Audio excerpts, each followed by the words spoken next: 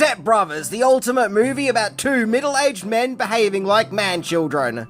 Now, several months ago, I was at my mate Craig's house. There's Craig there. And I'm the one wearing the Freddy Krueger mask. He asked me what I thought about Step Brothers, and I told him I've never actually seen it before, and he was shocked. And he wasted no time. He put that movie on, and we sat down and watched it, and to be honest, I thought it was one of the funniest movies I've ever seen, in which Will Ferrell and John C. Reilly play Brennan and Dale, 39 and 40-year-olds who live with their single parents. But when their parents get married and they are all forced to live together, it's war between the newly stepbrothers. But when they start bonding and gain a close bromance, the whole world around them plummets into disaster. I think what I like the most about this movie is that Will Ferrell and John C. Reilly kind of look like each other. Okay, they don't really look like each other in the technical sense, but they both have these big heads with curly hair and have similar statures, so they oddly kind of match. And so because of this, it's just wonderful seeing them work off each other and behave like immature kids who never really grew up. So it's time to go back and explore this comedy classic from 2008, as we look into 10 things that you didn't know about Step Brothers. The movie that asks the age-old question: can that lady who played Agatha in those Marvel shows pee standing up? Yes she can. So let's check it out and thank Craig for this one.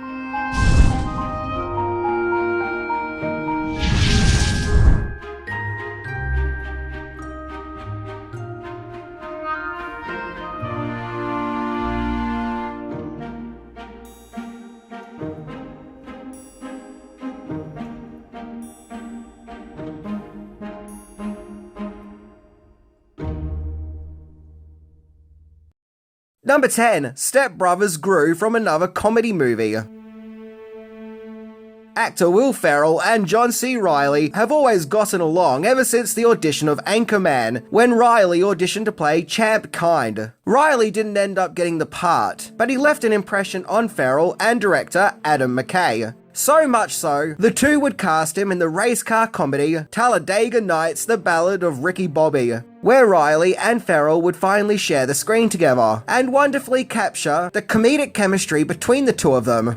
It was clear that this was a winning formula, so in the later stages of Talladega Nights production, the director Adam McKay and Will Ferrell and John C. Reilly all decided to make another movie together and were trying to figure out what they could do for their next movie. According to Mental Floss, someone in the editing room said something about bunk beds, and then suddenly it came to McKay. Ferrell and Reilly can play grown-up stepbrothers. And yeah, that's it all came from the passing mention of bunk beds. Number 9, the movie was originally 5 hours long. So the story of Step Brothers was conceived by Adam McKay, Will Ferrell and John C. Reilly, with McKay and Ferrell writing the script, and Step Brothers would also be co-produced by Judd Apatow, who in the 2000s was handing out comedy classics like they were sweets, with the likes of 40-Year-Old Virgin and Knocked Up.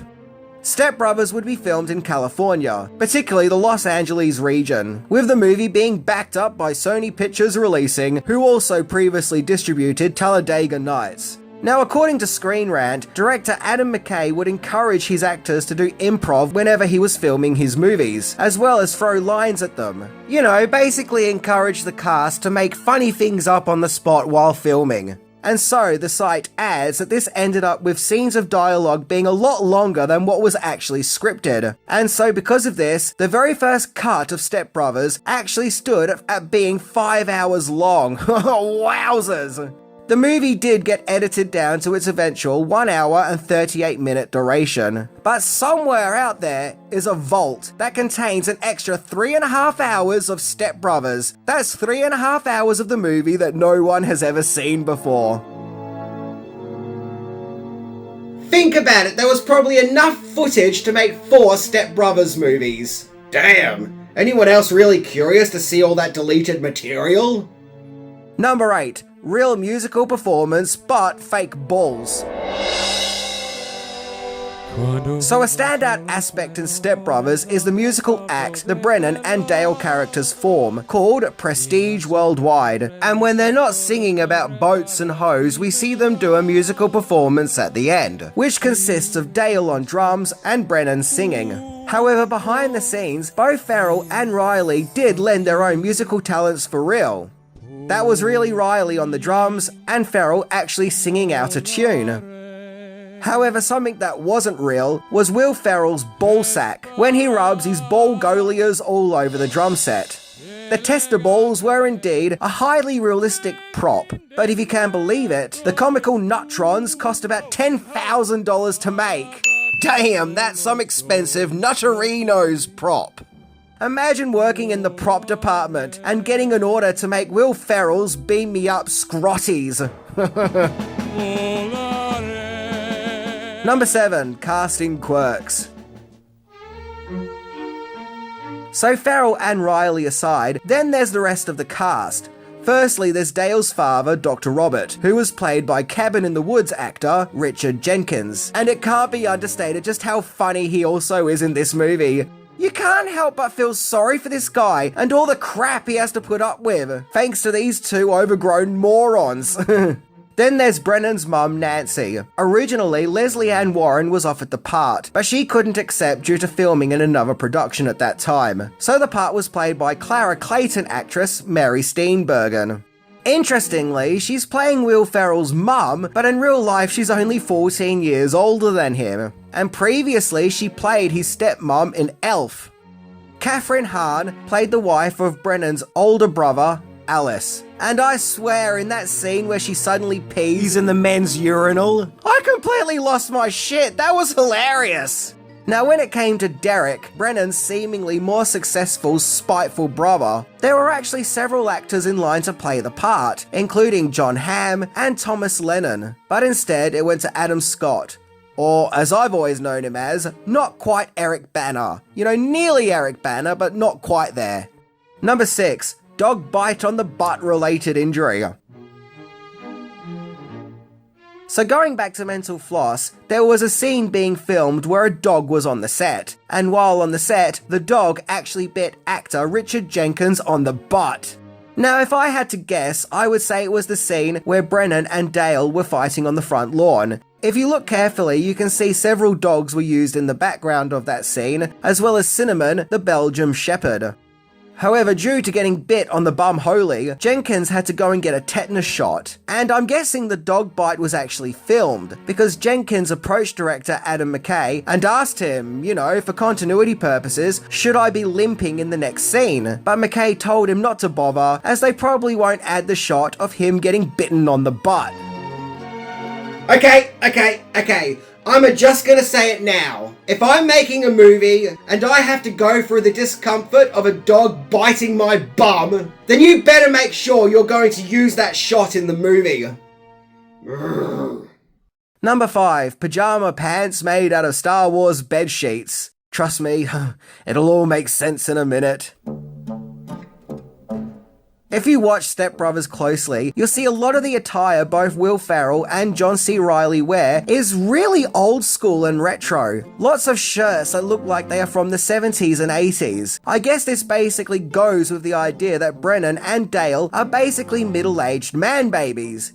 They are wearing shirts and items of clothing from when they were actually children and never grew up out of that phase.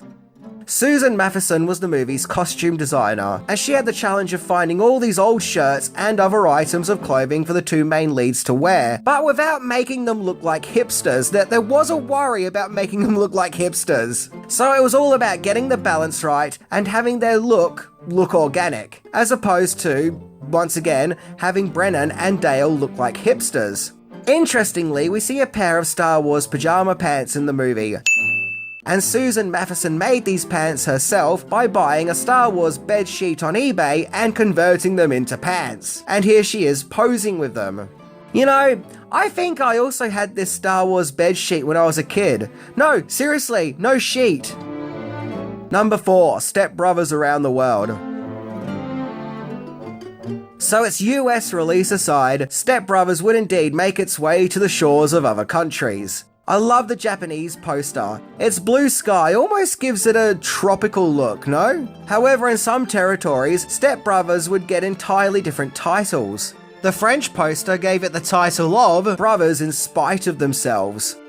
This poster, on the other hand, translates the movie to Almost Brothers. This Spanish poster calls the movie Brothers from Forcedness. So basically, forced brothers. In China, Step Brothers was called Non-Brother. In Italy, it was called Step Brothers at 40.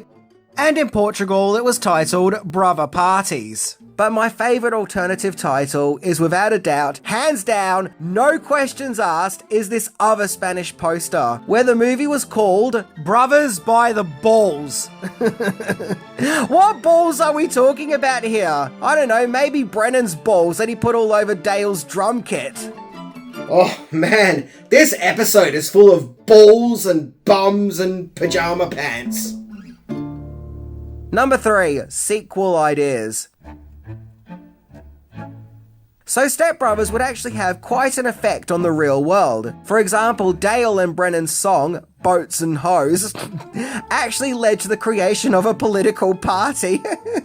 And I'm not kidding! It was called Boats and Hoes Political Action Committee, located in Texas.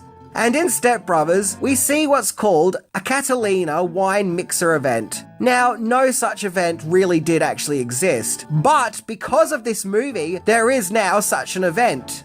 So Step Brothers was literally changing the world. Heck, even Joaquin Phoenix is supposedly a big fan of this movie. However, one thing Step Brothers never got was a sequel.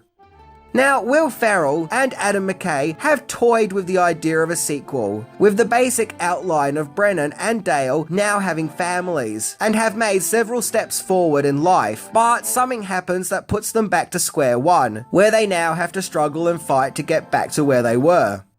McKay also suggested that ideas that were intended for the first movie but never used can be introduced into the second movie. However, talks of a Step Brothers 2 became really scarce after Anchorman 2, so take with that what you will. I think that John C. Reilly summed everything up perfectly in a 2020 Conan interview, where he said, "Let's leave it alone." Yep, couldn't agree more, John C. Reilly. Sometimes you just don't need sequels. Number 2, the failed rap album. Yes, now we have a rap album thrown into the mix.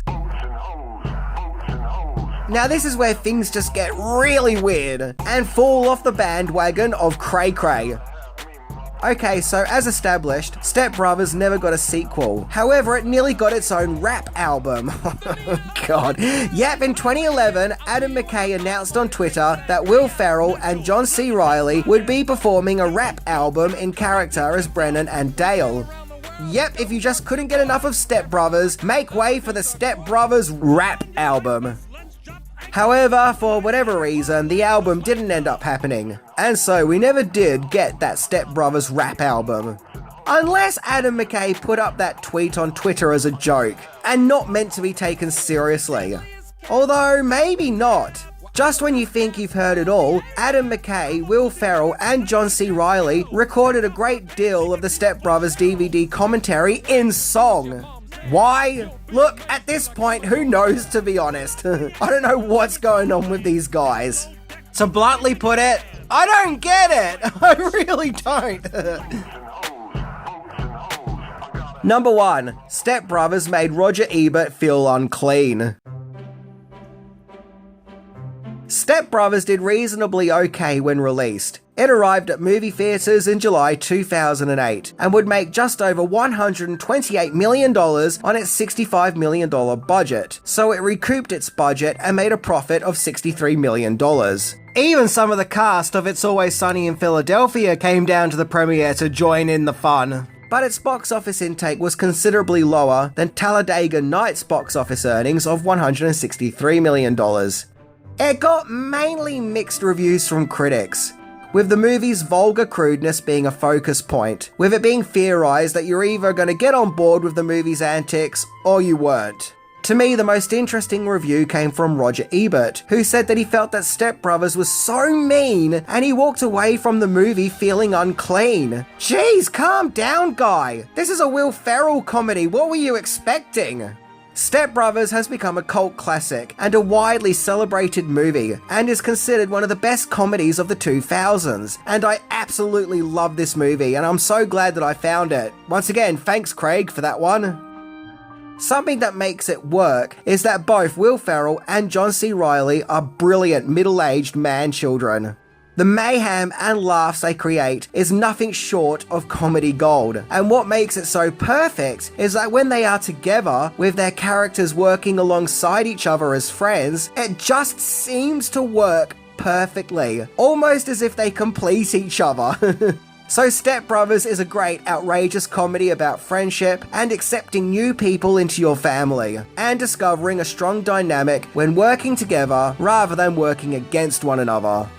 You should really watch this movie. It's so funny you'll probably piss your Star Wars pajama pants over just how funny it is. And of course, the icing on the cake is that the movie actually does have a lot of heart too. So yeah, they were some pretty crazy random behind the scenes going ons with this one. From a $10,000 nutbag city limit to dogs biting prestige actors on the bum bum. There was a lot to uncover that's now left me feeling that I have to go off and recover. So anyway, I'm Minty, and I don't care how old you are, bunk beds are pretty awesome. See ya!